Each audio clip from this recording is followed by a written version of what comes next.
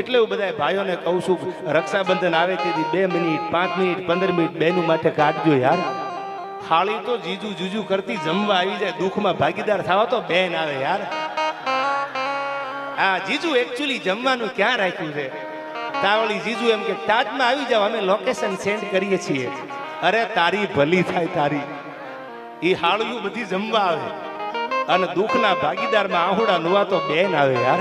પછી ઝૂંપડામાં રહેતી હોય તો ભલે, મોટા બંગલામાં રહેતી હોય તો ભલે, આ માપી લીજો બેન ને જીવ બળે એટલો હાળી ન બળે.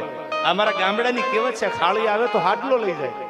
હાડલો એટલે સાડી, સાડી આવે તો સાડલો લઈ જાય અને બેન આવે તો આહુડા પાડતી જાય. હું આ દુનિયાના યુવાનોને કહું છું, મને સાંભળીને કે કહેવતને ખોટી પાડજો. આપણી બેન આવે ને તો એના માથે હાથ ફેરવીને કહેજો કે હજી તારો ભાઈ જીવે છે દુનિયામાં યાર. મુંજાવતી નહીં, જાણું આવે તેથી પડકારો કરજે, તારો ભાઈ જીવે છે. આવું એક ભાઈ બોલ્યો હતો. ક્યાં બોલ્યો હતો? ક્યારે બોલ્યો હતો? હવે સાંભળજો. ભારત પાકિસ્તાનના ભાગલા નહોતા પડ્યા, આખો સિંધ પ્રદેશ બોલાતો અને તેદી જાહલને રોકી લીધી અમીર સુમરાએ અને કાગળ લખ્યો નાનો એવો. તેદી તો આ ટેલિફોન ટેકનિકલ યુગ નહીં. કાગળ લખ્યો પોતાના ભાઈને કે જેથી માંડવામાં જવતર હોમવા માટે તું આવ્યો. અને તે જ્યારે આમ બેનને જવતર હોયમાં ને, અટાણે તો લવ મેરેજ થઈ ગયા યાર. જવતર હોમવાની સિસ્ટમ વહી ગઈ. પહેલા તો કાકાનો દીકરો, ભાઈ હોય હગો, એ નાનો હોય મોટો હોય, માંડવામાં આવીને જવતર હોમે. એ લગ્ન આપણા કેવાય સંસ્કૃતિ પ્રમાણે આપણા લગ્નો થતા. આવા લગ્ન જે મા બાપ જોવા જતા અને જેને જેને નક્કી કરતા ને એ હગપણ ને લગ્ન હજી હાલે. આ હાથે નક્કી કરવા ગયા ને આ પાણીમાં બેહી ગયા, એ પાક પાકી ગયા. આ 2-3 મહિના માન થાય તો મને રાહુલ જોડે નહીં ખાવે. આ 1.5 વર્ષ તડીકા લીધા એનું શું કરવાનું? અને હવે અટાણે કયો રાહુલ જોડે, રાહુલના બાપને બિચારાને બરડો લાલ થઈ ગયો યાર. ઈ સમિયાણા વાળા, મંડપ વાળા, બેન્ટ વાજા વાળા બધાના બિલ ભર્યા હોય અને 3 મહિને રાહુલ એકલો મોલ્લા કોણે ઉભો ડોક લાંબી કરીને. આવું નતું યાર. પેલા તો આ વડીલો બેઠા એને પૂછો, ઈ નક્કી કરવા જાય. તમારું જોવાય નહીં જવાનું, ઈ નક્કી કરી આવે. અને ઈ નક્કી કરતા ને એ હો વરા સુધી સાહેબ એમાં તિરાડ નહોતી પડતી. આ પાણી હતું. હવે મને પૂછો હું કામે નક્કી કરવા જતા? ઈ જાતા ને તો ઈ બંગલા ને સોફા સેટ ને આવું બધું નહોતા જોતા. એ ખાનદાની જોતા હતા. ખાનદાન તો છે ને વેવાય.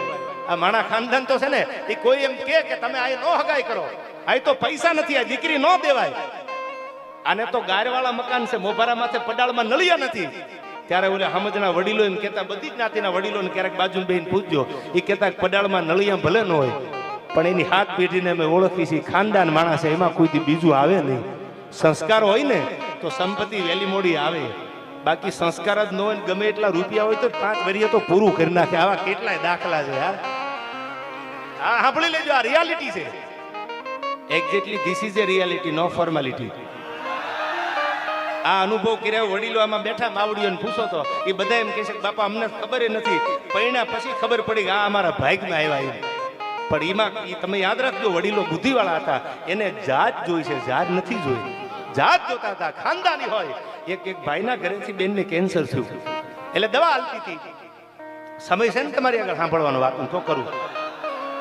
પછી ગીત ગાવાય છે તમને ગમે એવા. હવે કેન્સર થયું એટલે ડોક્ટરે રજા દઈ દીધી. સાંભળજો, બહુ સાંભળવા જેવા સત્ય ઘટનાનો પ્રસંગ. એટલે એનો ઘરવાળો એની સેવા કરે, 1-2 મહિના 4 મહિના 6 મહિના કપડાં ધોવે, ઓલી ખાટલામાં હુતી પલંગમાં હુતી આહુડા પાડે. હા હા, હું પરણીને આવી ને ત્યારે મારા એવા સપના હતા, હું તમારી સેવા કરું. આ દુનિયાની કોઈ દીકરી પરણીને જાય, વિક્રમભાઈ પોતાના પતિની સેવા કરવા આવે, પણ તમારે મારા સેવા કરવી પડે છે. હવે ભગવાનને પ્રાર્થના કરું, હે ભગવાન મને અહીંથી લઈ લે એટલે મારા દી ન આવે. ત્યારે ઓલો ઊભો થઈ પોતાની અર્ધાંગના પોતાની ઘરવાળીનું માથું ખોળામાં મૂકી અને એટલું બોલ્યો કે આવું બોલમાં મને હરમ નથી થતી. શું કામ આવું બોલો? મરવાની વાતું કરે છે કે કાં કે મારું હક પણ થયું ને તેથી તારો બાપ રૂપિયા વાળો હતો અને હું તો બહુ ગરીબ હતો. ઘણા હગાવાળા ભેળા થઈને ના પાડી દીધી, દીકરી ન દેવાય. તેથી તારા બાપે કીધું તું કે એની હાથ પેટીનો અમને ભરોહો છે, એ ખાનદાન માણસ છે. અને હવે જો મરતી પથારીએ તારી સેવા ન કરું તો મારી હાથ પેટીયું માથે પાણી ફરી જાય. હું ઈ બાપની ઓલાદ છું. અરે બેટો બાપ તણે અને ચીલે ન ચાલે તો જનની કામ જણા, એને વરવું લાગે વેરડા. આ જે ખાનદાની છે, આ વાત ઊભી છે. આ શીખજો. થ્રુઆઉટ ઇંગ્લિશ મીડિયમમાં તમે ભણતા હો, થ્રુઆઉટ ઇંગ્લિશ બોલો, એનો વાંધો નથી, પણ અમીરાત ભેળી લઈને જાજો યાર. દુનિયાના કોઈ પડમાં જાઓ તો તમારી દીકરીઓને ક્યાંક હાલડા, ક્યાંક ગીતો ને આવી વાતો સંભળાવજો કે દુનિયામાં ખાનદાની જીતી છે સાહેબ. અને દૂધના ઉભરા તો કેટલાયને આવ્યા ને કેટલાયના તળિયા સુધી બેહી ગયા, હજી વાવડ નથી લાગી. એમ નહીં, પણ ખાનદાન માણા જીતી જાય ત્યારે આવી બધી વાતો તમને કરવી છે. ત્યારે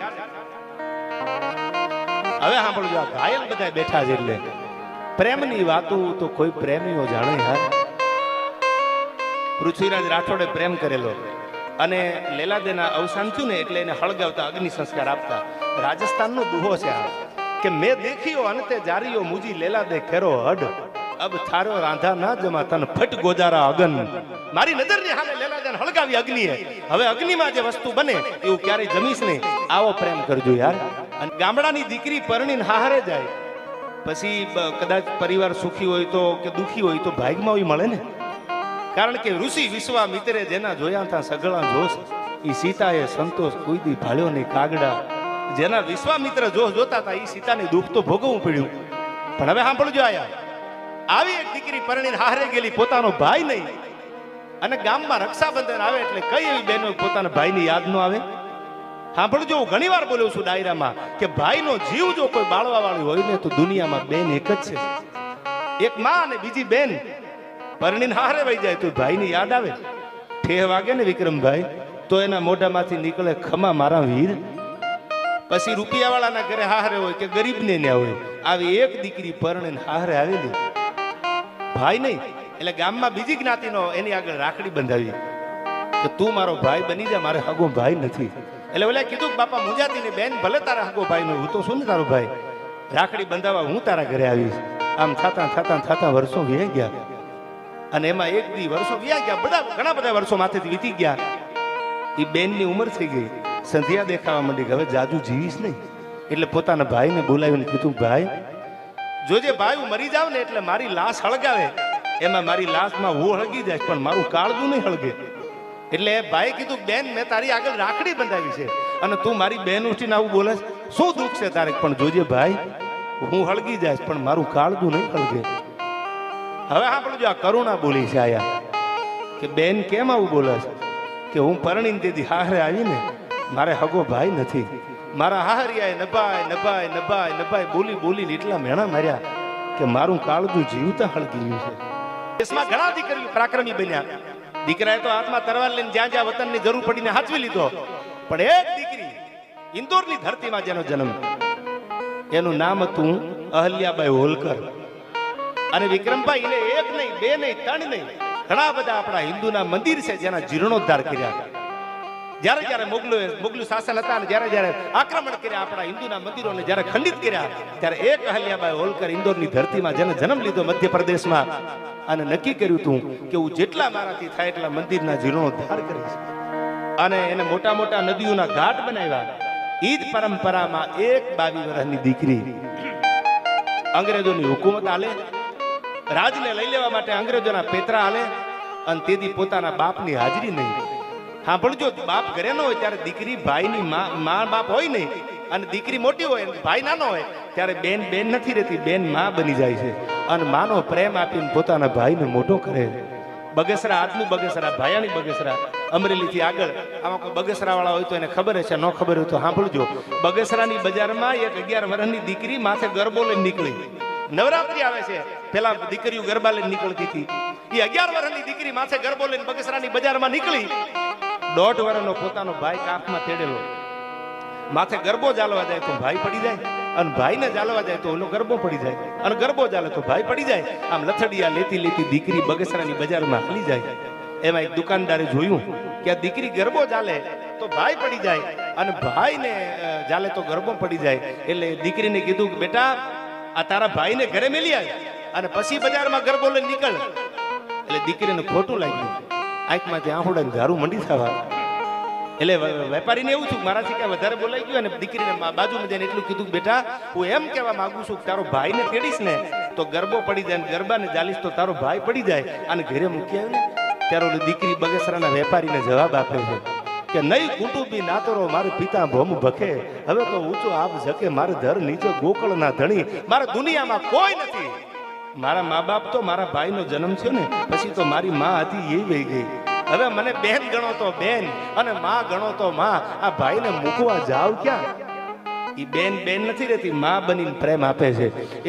આખો સિંધ પરદેશે હતો તેથી એક કાગળ લખ્યો, બેન લખે છે પોતાના ભાઈને, અને એ કાગળમાં લખ્યું, ભાઈ મને સિંધમાં અમીર સુમરાએ રોકી લીધી છે, મારી આબરૂ સલામત નથી, જોજો મોડું ન કરતો. અને મેં જો તારા જવતલ માંડવામાં હોયમાં હોય અને નવગણ તેદી તો મને તે એમ કીધું તું કે તો જુનાગઢની ગાદી આપી દઉં, કે તો મારા ચામડાની મોજડી બનાવીને તારા પગમાં પહેરાવી દઉં, પણ મેં તારી આગળ કઈ માગ્યું નથી. તેદી જાહલ એટલું બોલી હતી કે મારા ભાઈ ટાણું આવશે તેદી કહીશ.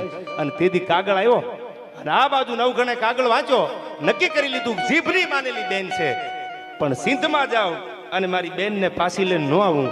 બાગડતા બાગડતા બાગડતા જુનાગઢમાંથી ઘોડા નીકળ્યા. આજ પણ તમે કોક દીક નડાબેટ જાવ, અહીંથી ભારત પાકિસ્તાનની બોર્ડર પડે છે, જ્યાં BSFના જવાનો આજ પણ માતાજીની આરતીને ધૂપેલિયા ફેરવે છે. બોર્ડર સિક્યુરિટી ફોર્સના યુવાનો એ નડાબેટ જાઓ તો ઉત્તરમાં અંબાજી આસન ભીમાગઢ ધરણીધર અને પાલનપુરમાં પાતાળેશ્વર પૂજાતા પરમેહર. રણના કાંઠે કરે રખોપા નડેશ્વરીથી નાતો, સૌથી ન્યારો સૌથી પ્યારો મને મારો બનાસકાંઠો યાર. એ બનાસકાંઠાની ધરતીમાં નડેશ્વરી માતાજી એટલે વરુડી આજે બેઠી છે. અને નવગણના ઘોડા પૂગ્યા, આંકડો ભૂકવતો મોટો દરિયો, અને કાંઠે આવી નવગણે એટલું કીધું કે માં હવે જો આ દરિયો ફરીને જાઓ તો મોડું થઈ જાય, મારી બેન જીવે નહીં. અને તેદી ભગવતી ભાલાની અણીએ જાણો છો તમે ચકલી બનીને બેહી ગઈ અને એટલું કીધું તું કે નાખી દે પાણીમાં ઘોડા, મોયલા ડાબે પાણીના છપછપિયા બોલે, અને વાહેલા ઘોડાના ડાબે જો ધૂળની ડમરીયું ઉડાડું માનજે ભેળિયા વાળી ભેળી હાલી છે. અને જેની જેની આરે ભેળિયા વાળી ભેળી હાલી છે, ભલો એક જલો તો કરે લાખો સલામ, પછી દુનિયામાં ક્યાંય જવાની જરૂર નથી.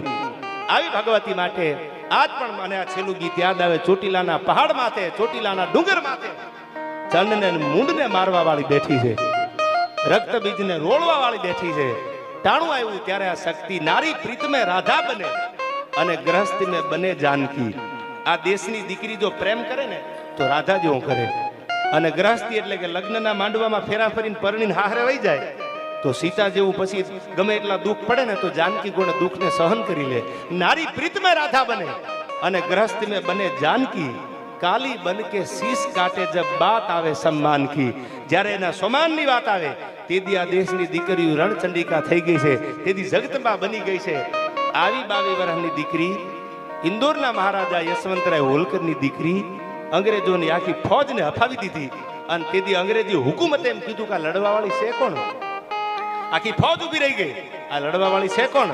ત્યારે કોકે કીધું કે એ તો યશવંતરાય હોલકર ઇન્દોરના મહારાજા, અને એની 22 વર્ષની દીકરી ભીમાબાઈ હાથમાં તરવારું લઈને યુદ્ધના મેદાનમાં ઉતરી છે, આખી અંગ્રેજોની સલ્તનતને ઊભી રાખી દીધી. આ હિન્દુસ્તાનની ધરતી છે. અરે ઈ છોડો, ભૂરિયાને આવીને ભગવા પહેરી લેવા પડ્યા છે. આયા ડોક્ટર હેનરી નિક્સનનો આર્ટિકલ વાંચજો ક્યારેક.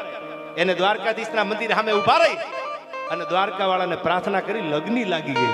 ઇંગ્લેન્ડમાંથી આવવા વાળો ભૂરિયો, એને દ્વારકાધીશ સિવાય બીજું દેખાતું નહોતું. વિક્રમભાઈ મૂર્તિ રાખતો કૃષ્ણ ભગવાનની, અને એનું નામ કૃષ્ણ પ્રેમી હતું. એ મૂર્તિ રાખે ઠેલામાં. કોઈ કીધું કે ગાંડા થઈ ગયા લાગો છો, કે હવે સાંભળી લ્યો. ઇંગ્લેન્ડની કેમ્બ્રિજ યુનિવર્સિટીનો પ્રોફેસર હતો, અને ભારતના 3 વિશ્વયુદ્ધ, એમાંનું પહેલું વિશ્વયુદ્ધ, ભારતના વિશ્વના 3 યુદ્ધ હતા, એમાંનું પહેલું યુદ્ધ એના ફાઇટર પ્લેનનો, ચાર્ટર પ્લેનનો પાયલટ હતો. અને હવે સાંભળી લ્યો, જે ચાર્ટર આવતા યુદ્ધ માટેના પ્લેન આવતા હતા, ફાઇટર પ્લેન આવતા હતા, એનો પાયલોટ હતો. હવે મને ભણેલો કે અભણ એ પૂછવાની વાત મૂકી દો, પણ દ્વારકાના દેવળમાં આવ્યો તો ખબર પડી ભારતની ભૂમિમાં જે તાકાત છે, ભારતમાં જે ભગવાન છે, એ દુનિયામાં ક્યાંય નથી. આ મેં નક્કી કરી લીધું. એટલે આપણા ભારતમાં કવિઓએ લાડ લડાવતા કીધું, આ ચીનનું અને ભારતનું યુદ્ધ હાલતું ને તેથી આ કવિતા લખાણેલી. ભારતનું અને ચીનનું યુદ્ધ 1962માં હાલતું, હું ન ભૂલતો હોઉં તો. ત્યારે કહેવાનું વાળો અમે નથી આરાધ્યો, ભારતે કાયર દેવા. ગીત ક્યારે લખાણું? 1962માં. ભારત પાકિસ્તાનનું યુદ્ધ હાલતું ત્યારે આ ગીત લખાણું. ભારતે કાયર દેવ, તેગધારી ત્રિશુલ ધારી, મારો ચક્રધારી વાસુદેવ. અને એ કૃષ્ણ પ્રેમી બની ગયા. જીવે ત્યાં સુધી ઇંગ્લેન્ડમાંથી આય રોકાણા, અને એનું નામ, પૂર્વાશ્રમનું નામ ડોક્ટર હેનરી નિક્સન હતું. હવે ભૂરિયાને ભગવાન પહેરી લેવા પડે એવી આપણી પવિત્ર ભૂમિ છે. અને આપણે કઈ કોઈ તો અમારે વિદેશ વયું જવું છે. અરે વી આવજો પાછા. આ ભારત જેવી ક્યાંય ભૂમિ નથી. જેટલા ગયા એને પૂછો ભારત કેવું છે. એ તો તમે બીજા દેશમાં જાઓ તો આપણા દેશની કદર થાય ને. એ પેલા કદર ન થાય તમને. તમે આપણા મા બાપની સેવા કરતા હોય એના માટે હજારો વંદન. ક્યાંક મા બાપને ન હાચવતા હોય એના માટે કહું છું.